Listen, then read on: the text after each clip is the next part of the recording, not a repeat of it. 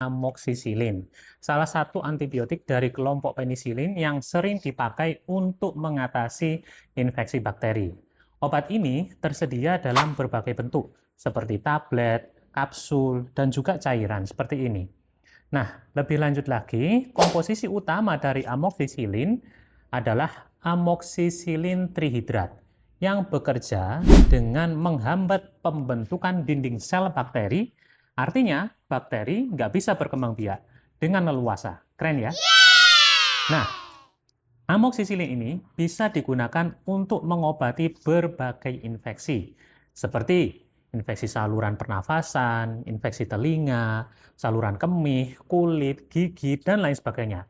Obat ini efektif melawan bakteri jahat seperti Streptococcus, Staphylococcus, dan E. coli. Selain itu juga, kita perlu ingat, ya, nggak semua orang bisa meminum amoksisilin.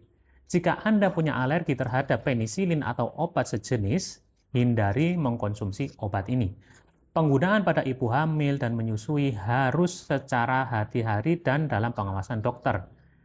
Nah, selain itu juga, obat ini tidak bisa digunakan untuk melawan virus. Jadi kalau Anda yang batuk pilek, jangan buru-buru minum amoksisilin, karena nggak ngefek. Nah, efek sampingnya bagaimana amoksisilin ini? Banyak sekali. Ada yang mual, muntah, iritasi ringan karena kulitnya merah-merah, dan lain sebagainya. Atau hipersensitivitas pada amoksisilin.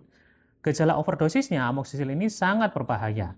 Mulai dari mual, diare, hingga kejang-kejang. Kalau seperti ini, harus langsung ke IGD untuk penanganan lebih awal.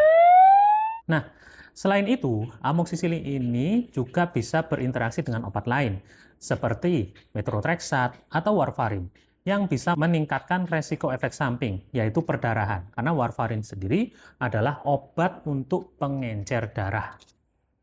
Nah, untuk penggunaan yang tepat, dosis amoksisilin ini biasanya disesuaikan berdasarkan usia, berat badan, jenis infeksi, dan lain sebagainya.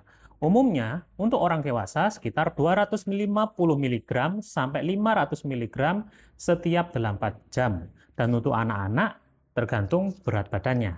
Tapi ingat ya teman-teman, amoksisilin ini harus diminum sesuai petunjuk dokter.